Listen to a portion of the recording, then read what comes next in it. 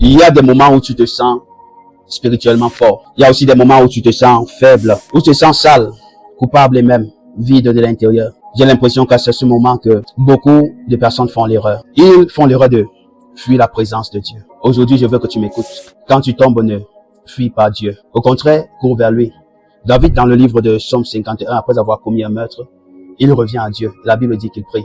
Il dit à Dieu, Seigneur, crée en moi un cœur pur et renouvelle en moi un esprit bien disposé. Bien-aimé dans le Seigneur, la prière de purification ne signifie pas que tu prétends n'avoir jamais chuté. C'est au contraire venir devant Dieu sans masque et lui dire, Seigneur, lave-moi, purifie mes pensées, purifie mon cœur, restaure ma communion avec toi. Bien-aimé dans le Seigneur, lorsque tu te sens faible, prie. Lorsque tu as péché, repens-toi et prie.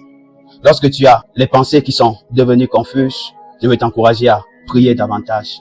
Lorsque ton cœur commence à s'éloigner de Dieu, je veux t'encourager de prier davantage. J'ai l'impression que le danger n'est pas seulement de tomber, mais c'est de rester loin de Dieu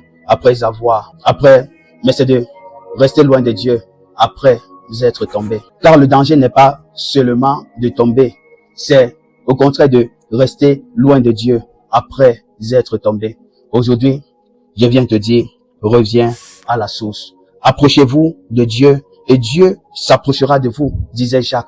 Je veux te dire que ta faiblesse ne doit pas devenir une distance. Elle devient le lieu de ton retour à l'Éternel, de ton retour à Dieu, de ton retour à celui qui est capable de te purifier, de te rendre propre, de te donner une nouvelle forme. Que Dieu te bénisse et qu'il bénisse cette parole au milieu de notre cœur.